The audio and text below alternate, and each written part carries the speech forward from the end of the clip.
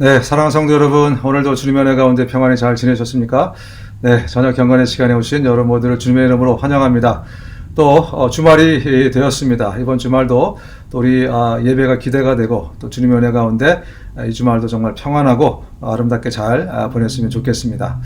네, 몇 가지 또 소식 전해드리겠습니다. LA 카운티 보건국은 어제 현재까지 약 300만 명이 넘는 사람들이 코로나19 백신을 접종을 했고, 그런데 그 접종자들 중에서 933명이 돌파 감염으로 확인됐다고 공식 발표를 했네요. 코로나19 백신은 접종을 완료한 후에 통상 2주가 지나면 그때부터 이제 항체가 생기기 시작한다고 합니다. 근데 2주가 지나서 항체가 생겼는데도 코로나19에 감염이 될 수 있다고 하는데 그것을 돌파 감염이라고 부릅니다. 그래서 이것을 발표한 이유는 이 돌파 감염이 계속 생길 수 있기 때문에 계속해서 조심해야 된다. 그런 의미로 이 데이터를 발표한 것 같습니다. 네, 한편 캘리포니아 주 내에서 어제 전해드렸는데 이제 직장에서 코로나 백신을 맞으면 마스크를 벗고 또 사회적 거리를 유지하지 않아도 된다. 이런 안을 이제 발표할 것이다. 그렇게 이제 어제 말씀드렸는데 그 일이 취소가 됐다는 소식입니다. 이 규정을 완화하려던 결정이 연기가 됐습니다. 이것이 연기됨에 따라서 캘리포니아 주 내에서는 일터에서는 다시 이제 마스크를 쓰고 사회적 거리를 계속해서 유지해야 한다고 합니다. 근로자들이 또 음식을 먹거나 음료를 마실 때는 마스크를 벗을 수 있지만 그 이외에는 다 거리두기를 계속 유지하고 마스크를 계속 쓰는 것으로 그렇게 결정이 됐다는 소식입니다. 한편 세계보건기구 WHO가 코로나19에 따른 사망자 수가 실제로는 공식 통계보다 두세 배 더 많을 것이다. 이렇게 추산했다고 로이터 통신이 보도했는데요. 지금까지 전 세계 이 코로나19 팬데믹의 직접적인 영향으로 숨진 사람은 공식적으로 340만 명이라고 집계를 했습니다. 그러나 보고되지 않은 코로나19로 인한 사망자들 또 다른 질병을 앓고 있었지만 병상 부족이나 이동 제한으로 제대로 치료받지 못해서 숨진 사람까지 이렇게 간접적인 사람까지 합치게 되면 이보다 훨씬 더 많을 것이다 라고 WHO가 분석을 했습니다. 네, 이 조 바이든 대통령이 의회를 통과한 아시안 증오범죄 방지법에 드디어 서명을 했습니다. 서명 자체도 의미가 있었지만 함께 참석한 70여 명의 사람들이 모두 마스크를 벗고 있어서 더 이제 주목을 끌었다는 소식인데요.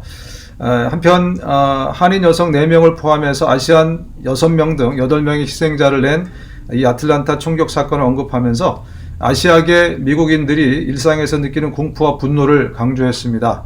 또 이 조 바이든 대통령은 상처받은 모든 이에게 편지를 보내는 나의 메시지는 우리가 여러분을 보고 있다. 이렇게 강조하면서 우리는 증오를 멈추는데 전념하고 있다고 전했습니다. 한편 캘리포니아 고속도로 순찰대 CHP가 어제 하루만 모두 11건의 총격 사건이 이 남가주 고속도로에서 일어났다고 밝혔습니다. 하루에 일어난 수치로는 최고로 많은 그런 총격 사건이었는데요. CHP는 고속도로를 지나는 운전자들에게 블루투스를 활용해서 총격을 만약에 당할 경우에는 주변에 있는 이 차들이 어떤 차들인지를 911을 통해서 꼭 보고를 해달라 이렇게 당부하고 나섰습니다. 한편 CHP는 지난 한 달간에 오렌지 카운티와 또 LA 카운티, 리버사이드 카운티에서 일어난 총격 사건을 합치면 고속도로에서만 약 80여 건의 총격 사건이 지난 한 달 동안 일어났다라고 밝혔습니다. 왜 이런 사건이 계속 일어나는지 잘 모르겠습니다. 어쨌든 이 코로나19 사태로 집에 갇혀 있다 보니까 이 정신적인 문제들이 많이 일어나는 것은 사실인 것 같습니다. 어쨌든 저와 여러분들은 정말 기도하고 말씀 가운데 있기 때문에 또 우리에게 건강한 정신을 주셔서 하나님께 다시 한번 감사를 드립니다. 네, 계속해서 우리 함께 말씀 묵상하겠습니다. 잠언 3장 1절부터 14절까지 말씀, 잠언 3장 1절부터 14절까지 말씀 함께 묵상하도록 하겠습니다. 내 아들아, 나의 법을 잊어버리지 말고 네 마음으로 나의 명령을 지키라. 그리하면 그것이 네가 장수하여 많은 해를 누리게 하며 평강을 더하게 하리라. 인자와 진리가 너에게서 떠나지 말게 하고 그것을 네 목에 매며 네 마음판에 새기라. 그리하면 네 하나님과 사람 앞에서 은총과 귀중히 여김을 받으리라. 네 마음을 다하여 여호와를 신뢰하고 네 명철을 의지하지 말라. 너는 범사에 그를 인정하라. 그리하면 내 길을 지도하시리라. 스스로 지혜롭게 여기지 말지어다. 여호와를 경외하며 악을 떠날지어다. 이것이 내 몸에 양약이 되어 네 골수를 윤택하게 하리라. 네 재물과 네 소산물의 처음 익은 열매로 여호와를 공경하라. 그리하면 네 창고가 가득히 차고 네 포도즙 틀에 새 포도즙이 넘치리라. 내 아들아, 여호와의 징계를 경히 여기지 말라. 그 꾸지람을 싫어하지 말라. 대저 여호와께서 그 사랑하는 자를 징계하시기를 마치 아비가 그 기뻐하는 아들을 징계함 같이 하시느니라. 지혜를 얻는 자와 명철을 얻는 자는 복이 있나니 이는 지혜를 얻는 것이 은을 얻는 것보다 낫고 그 이익이 정금보다 나음이니라. 아멘. 네, 오늘 이 말씀은 정말 구구절절히 우리에게 정말 살이 되고 피가 되는 그러한 말씀입니다. 굳이 따로 이 말씀에 대한 해석이 필요 없을 정도로 너무나 분명하고 클리어하게 이 잠언 3장은 우리에게 말씀해 주고 있습니다. 1절 보면 이 법을 네 마음에 새기고 이 명령을 지키라. 하나님의 말씀을 마음에 새기고 명령을 지키면 네가 장수하게 될 것이다. 네가 이 땅에서 평안히 살게 될 것이다. 우리가 정말 너무나 잊지 말아야 될 정말 하나님의 말씀을 우리 가슴에 새겨야 될 그런 귀한 말씀입니다. 우리 5절 6절 잘 아시는 말씀, 네 마음을 다하여 여호와를 신뢰하고 네 명철을 의지하지 말라. 너는 범사에 그를 인정하라. 그럼 그가 네 길을 인도하시리라. 정말 이것이야말로 저와 여러분들이 그리고 또 우리 자녀들이 꼭 마음에 새기고 살아야 될 말씀 아니겠습니까? 내가 내 힘으로 또 내 지혜로 내 생각으로 내 인생의 길을 가다가 얼마나 많은 상처를 받고 어려움을 경험하고 그렇게 됩니까? 정말 내 명철을 지혜를 의지하지 말고 하나님의 법도를 따르고 하나님이 말씀하신 바 그대로 우리가 순종하게 되면 하나님께서 우리 길을 인도해 주신다. 네, 그렇습니다. 우리 신앙생활이라는 것은 점점 우리의 의지나 우리의 어떤 또 나의 지식, 나의 어떤 욕망, 내 모든 것들을 다 내려놓고 하나님의 인도하시는 그 길을 따라가는 것이 신앙생활입니다. 신앙이 깊어진다는 것은, 믿음이 깊어진다는 것은 결국은 내 것을 내려놓고 하나님을 쳐다보고 하나님이 말씀하신 대로 가는 것이 신앙의 길이라는 것, 이것이 성숙이라는 것을 우리가 다시 한번 기억해야 될 줄로 믿습니다.